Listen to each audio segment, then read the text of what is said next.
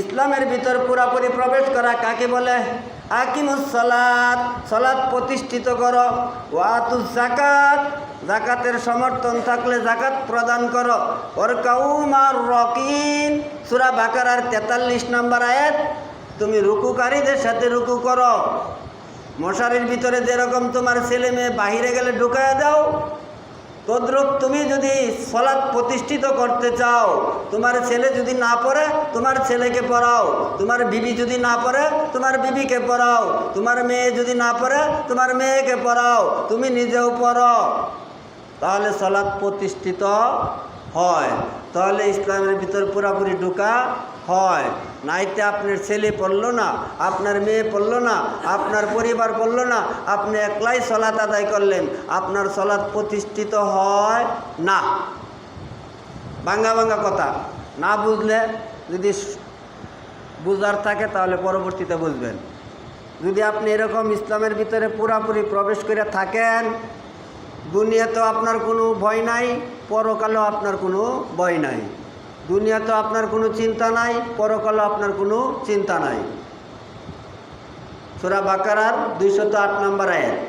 আপনি বাড়িতে যায় বাই করে দেখেন, ইসলামের ভিতরে পুরাপুরি আপনি প্রবেশ করছেন না? আপনার হাত বাহিরে রয়েছে, না আপনার মেয়েটা বাহিরে রয়েছে, না আপনার পরিবার বাহিরে রয়েছে? আপনি কি সালাত প্রতিষ্ঠিত করছেন? আপনি কি যাকাত প্রদান করছেন? ওয়ারকাউ মার রাকিন, আপনি কি রুকুকারীর সাথে রুকু করছেন?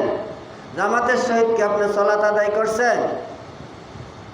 রাসূল সাল্লাল্লাহু আলাইহি সাল্লাম অসুস্থ অবস্থায় দুইজন সাহাবীর কাঁধের উপর ভর করিয়া জামাতে সালাত আদায় করলেন।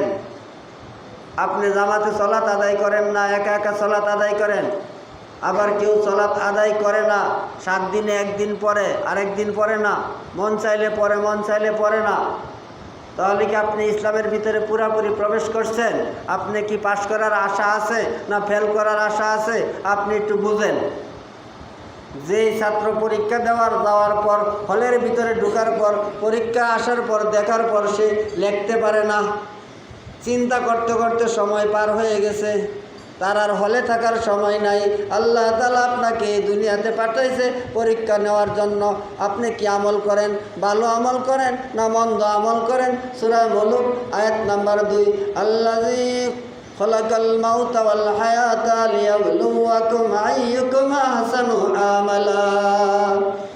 আল্লাহ রাব্বুল আলামিন আপনাকে দুনিয়াতে পাঠাইছে পরীক্ষা নেওয়ার জন্য। আপনি ভালো আমল করেন না মন্দ আমল করেন, এটা আল্লাহ তাআলা আপনাকে দেখার জন্য দুনিয়াতে পাঠাইছে। তাহলে আপনি ভালো আমল করলেন না মন্দ আমল করলেন? আপনি পাশ করলেন না আপনি ফেল করলেন? যে ছাত্র হলে ঢোকার পরে লিখতে পারলো না, সময় পার হয়ে গেল, ওই ছাত্র যেরকম পাশ করার আশা করতে পারে না, আপনিও তদ্রূপ জান্নাতের আশা করতে পারেন না। আপনি তো ইসলামের ভিতরে পুরাপুরি প্রবেশ করেন নাই, কিন্তু মশারির ভিতরে পুরাপুরি ঢোকা শিখলেন, ইসলামের ভিতরে পুরাপুরি ঢোকা আপনি শিখতে পারলেন না। মশারির ভিতরে মশার ভয়ে,